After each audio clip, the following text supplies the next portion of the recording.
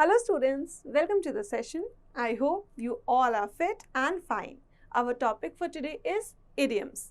In this session, we will understand idioms, what are they and how to use in a sentence. You will be able to know about different idioms today. Let us start the session. Idioms are phrases that mean something different than the words they say. Idioms are phrases that mean something different what the words say. जो भी words होते हैं उस phrases में उसका actual meaning जो होता है वो इडियम्स में नहीं होता. For example, it is raining cats and dogs. If you will listen the word it's raining cats and dog, this may sound weird to you, right? Because actually it never rains cats and dogs. So what is the meaning here? It is raining cats and dogs. Cats and dogs, raining, this is a phrase. Raining cats and dogs is a phrase which is called as idiom. Idiom are the phrases that mean something different then the actual meaning of the words. जो words actually में कह रहे हैं उसका मतलब वही नहीं होता, उसका मतलब different होता है. It is raining cats and dogs, इसका मतलब है it is raining heavily. जब heavily बारिश हो रही होती है तब हम ये phrase का use करते हैं it is raining cats and dogs, जिसका मतलब होता है कि बारिश बहुत ज़्यादा तेज़ हो रही है. Raining cats and dog is an idiom. In this session, we will understand different idioms today and the actual meaning behind it. Idioms are not meant with the words they say. They have something different in their meaning. They have a hidden meaning. In this session, we will try to understand the hidden meaning of the words. For example, time flies quickly when I am swimming in the water. अब time flies quickly का मतलब ये नहीं है कि time जल्दी से उड़ जाता है, क्योंकि टाइम के पास विंग्स तो है नहीं, क्लॉक के पास विंग्स तो है नहीं. दैट डजंट मीन कि वो फ्लाई कर रहा है एक्चुअली में. इट मीन्स कि टाइम जल्दी से निकल जाता है, जल्दी पास हो जाता है. Time flies quickly is an idiom here. Time flies quickly when I am swimming in the water. इस सेंटेंस का मतलब है कि टाइम बहुत जल्दी ही ख़त्म हो जाता है, पास हो जाता है जब मैं स्विमिंग कर रहा होता हूँ या कर रही होती हूँ. So of course that doesn't mean that clock have wings. It is the time and time cannot fly with the help of wings. It means that it passes quickly. This is a phrase called as idiom. Let us understand the idioms, their meanings and how to use them in a sentence. ABC. ABC is used to tell about the elementary knowledge. ABC हमारी first knowledge होती है, primary knowledge होती है, elementary knowledge जिसे हम कहते हैं. That is why if we have to say that we have this knowledge or we don't have this knowledge, we use the ABC in that context. It is an idiom. It means the elementary knowledge. I don't even know the ABC of cricket. It means that उसको cricket के बारे में कुछ भी नहीं पता है. ABC मतलब उसको क्रिकेट के बारे में एलिमेंट्री नॉलेज भी नहीं पता है. अब क्रिकेट की ABCD तो नहीं होती है. ABC से यहाँ का मतलब है कि उससे क्रिकेट की एलिमेंट्री नॉलेज भी नहीं है, बेसिक नॉलेज भी नहीं है. Next is apple of one's eye. इसका मतलब होता है बहुत प्रेशियस, बहुत लवेबल, बहुत प्यारा. अगर कोई हमारे लिए बहुत प्यारा है, वैल्यूएबल है, प्रेशियस है, तो हम उसको बोलते हैं एप्पल ऑफ वंस आई. इसका मतलब ये नहीं है कि किसी की आंखों का Apple. This is not like that. This means that they are very valuable. If I will say that you are apple of my eyes, that means कि वो person मेरे लिए बहुत valuable है. That it means valuable things. My daughter is the apple of my eye. मतलब वो मेरे लिए बहुत ज़्यादा valuable है, मेरी daughter. The next is bed of roses. Bed of roses का मतलब सिर्फ यही नहीं है कि bed पे roses हैं. No. It is an idiom which is used to tell an altogether agreeable position or situation. ऐसी situation, ऐसी position जिसके अंदर सारे उस point पे ready हैं, कंसेंट है, that is called as a bed of roses, agreeable position और situation. Life is not a bed of roses. Of course life में हमेशा ऐसी चीज़ें तो नहीं होती जो हमारे फेवर में हो, हम उससे एग्री हो, हमारे को वो सिचुएशन बहुत अच्छी लगे. That is why it is said life is not a bed of roses. Next, a bone of contention, that means something which causes a quarrel.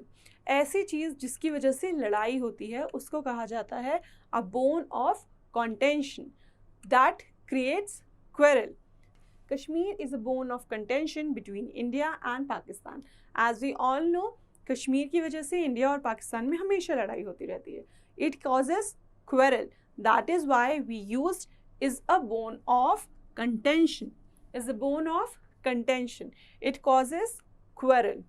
The next is a bosom friend, which means a very imitative friend.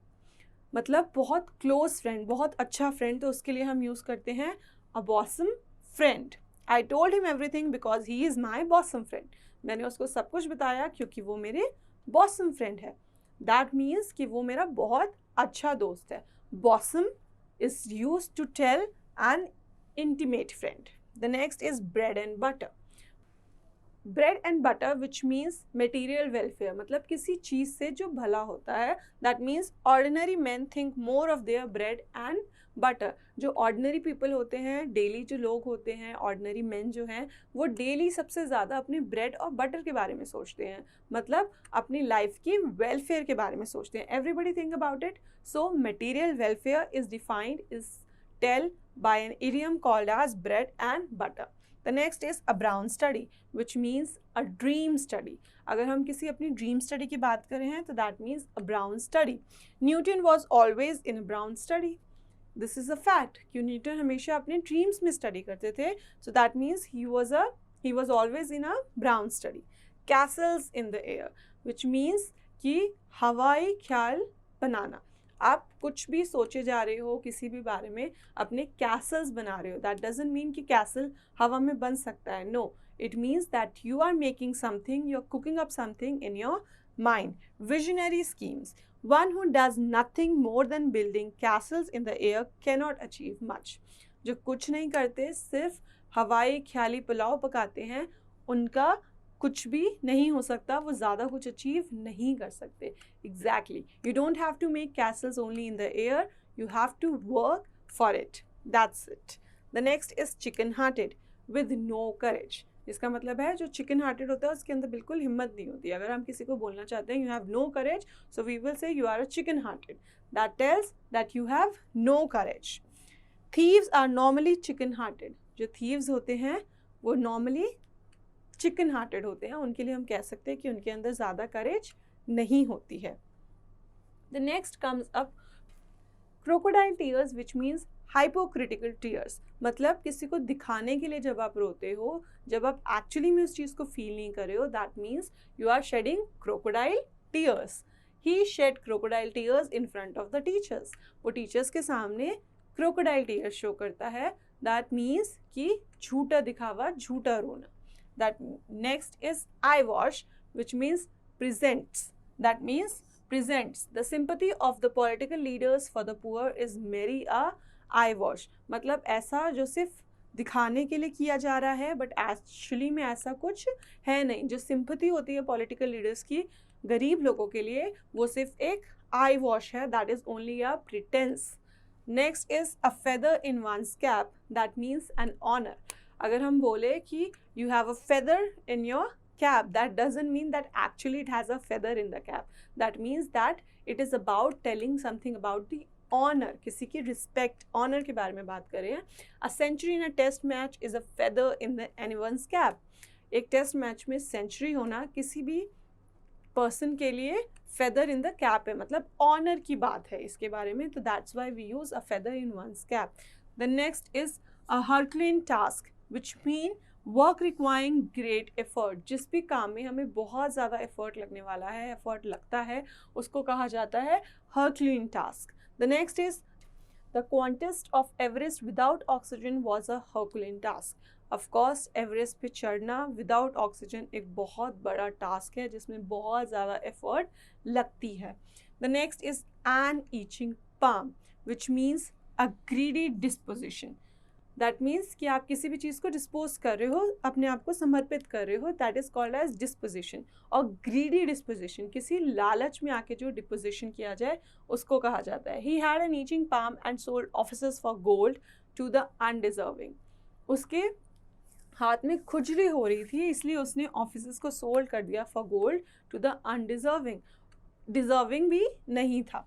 The next is a man of letters. That means a literally man, जिसके बारे में हम बोले कि ये तो सच्चा आदमी है, बहुत अच्छा आदमी है, तो we will say a man of letters, which means Nehru was a man of letters. हम नेहरू जी के बारे में ऐसे बोल सकते हैं that he was a man of letters, a literally man. I hope students you are now aware with so many idioms and you will use that in your daily life. You will practice more and more. Idioms are the words that mean something different than the phrase is actually saying. That's all for today's session.